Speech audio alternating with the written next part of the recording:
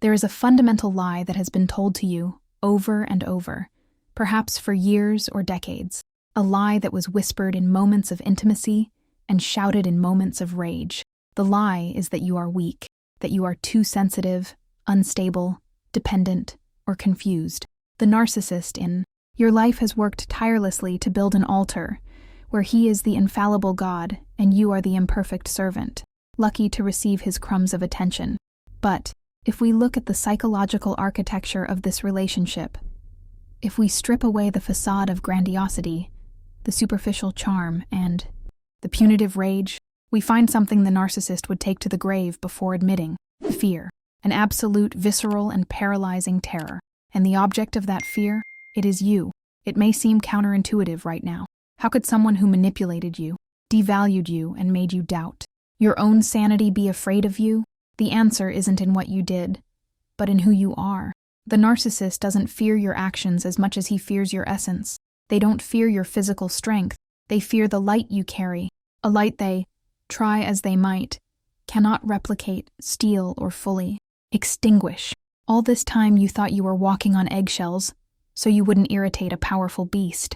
In reality, you were dealing with a psychic structure so fragile, so empty, and so terrified of its own non-existence that the simple presence of your authenticity was felt as a mortal threat. Today, we are going to dismantle this charade. We're going to decode exactly why people like you, empathetic, authentic, and alive, are a narcissist's biggest nightmare, and why the only way they know how to cope with that fear is by trying to make you believe you are small. My name is Lauren Mitchell. My purpose with this channel is to show you that the problem was never you, and more importantly, that you are not alone. Maybe you've been looking for explanations for a long time, and nothing made sense.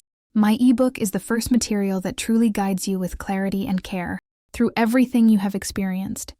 It is complete, compassionate, and unique, made to heal wounds that no one else ever saw in you. Access my ebook and learn about the benefits for channel members through the link in the description of this video. Let's start by anchoring this in your daily reality. Think about the dynamic that was established. In the beginning, you were idealized. You were the soulmate, the perfect woman, the partner who finally understood his complexity. But gradually, the tone changed. Those same qualities he praised began to be used against you.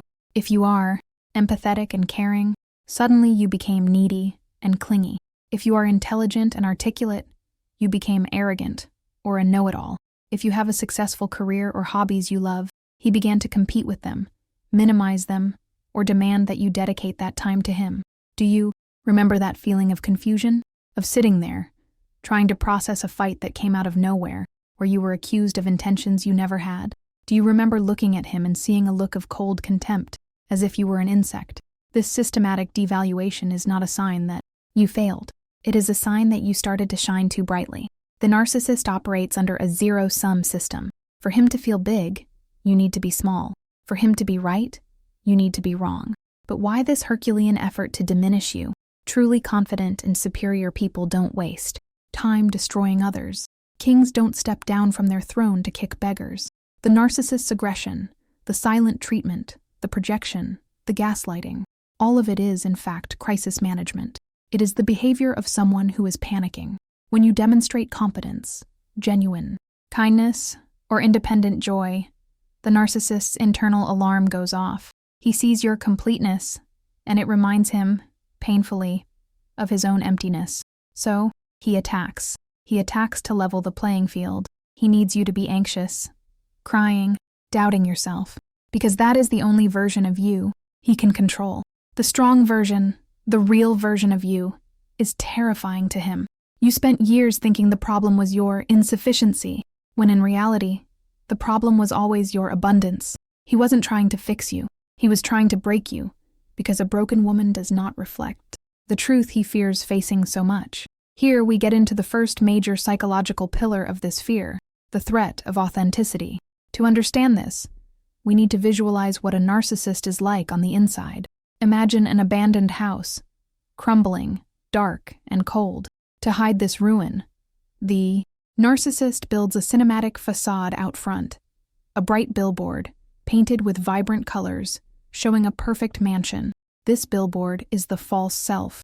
It is the mask he presents to the world. He invests all his vital energy into maintaining this billboard. He needs everyone to believe that the billboard is the house. And then, you enter. You are not a billboard. You are a real house.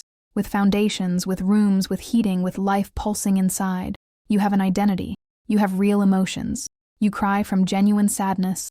You laugh from spontaneous joy. You feel compassion. You inhabit reality. The narcissist inhabits a fiction. Your authenticity is a constant offense to his fiction. When you demonstrate a genuine emotion, you highlight his inability to feel. Narcissists simulate emotions. They observe and copy. They know when to cry, when to smile, but it's a performance. When you do it naturally, effortlessly, you expose his artificiality. It's like putting a perfect plastic flower next to a real, living, and fragrant one. The immediate comparison reveals which one is fake. They envy your humanity. It is a deep, corrosive, and often unconscious envy. They see you, connecting with others. They see you fall in love with a song, a project, an idea, and they feel a simmering hatred because they know they will never have access to that depth.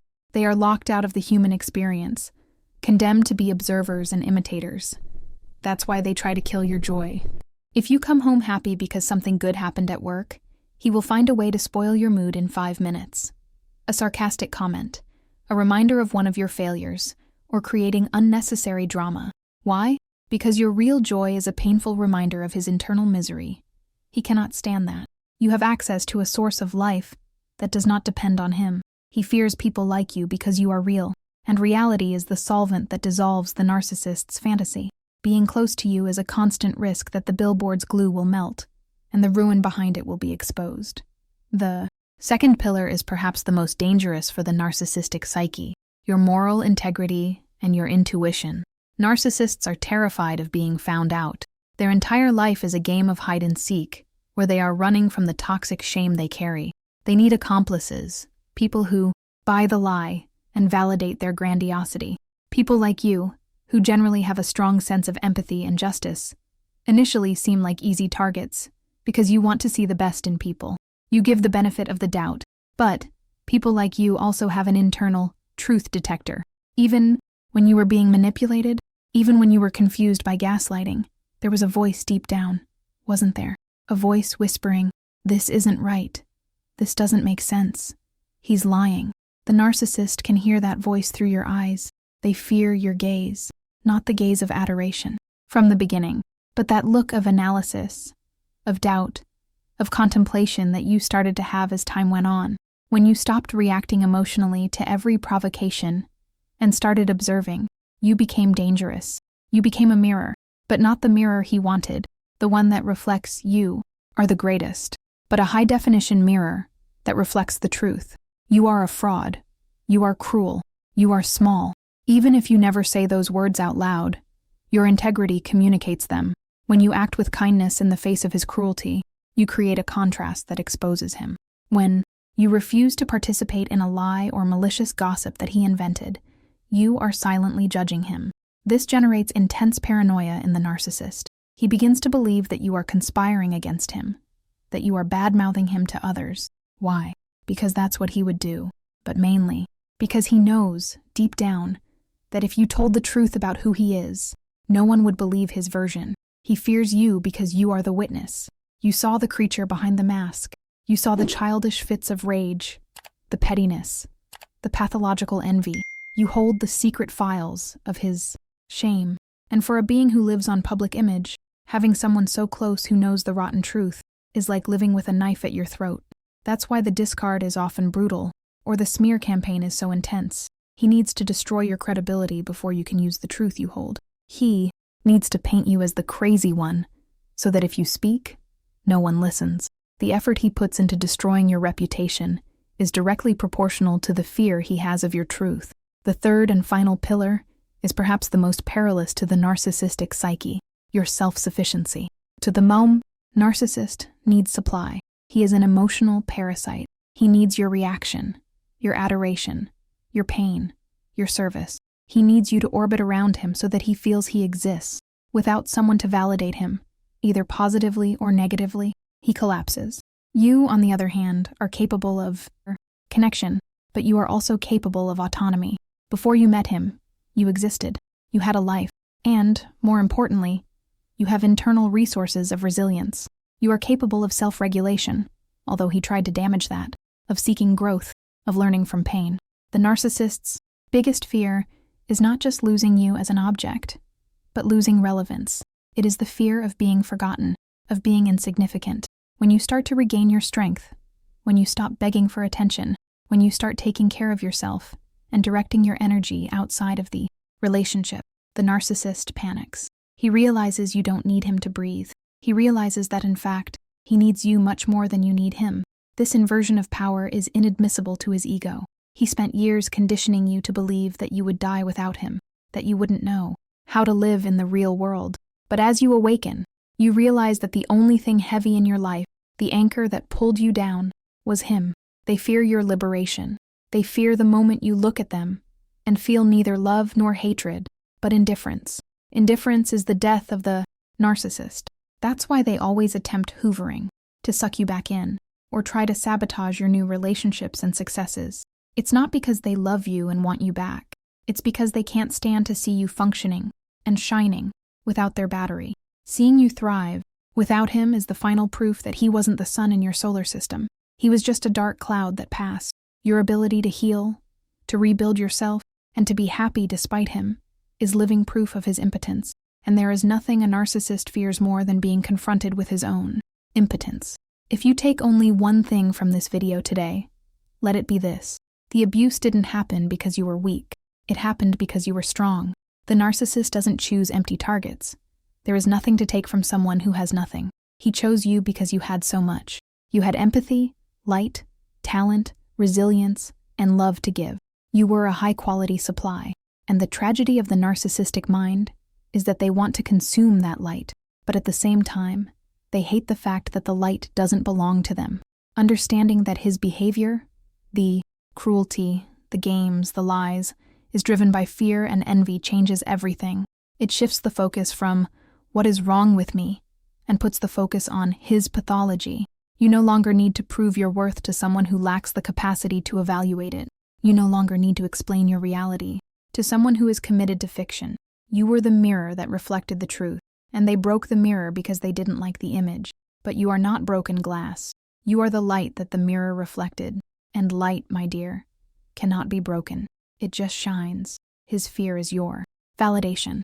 Use it to close that door, lock it, and go back to being who you were born to be, whole, real, and free. Feel free to leave your story, your vent, or even a suggestion for a topic for the next video in the comments below. Access the link in the description to check out my ebook and the 4 benefits for members of this channel. Click on the suggested video on the screen to continue with me, and remember, you are light. Never forget to shine.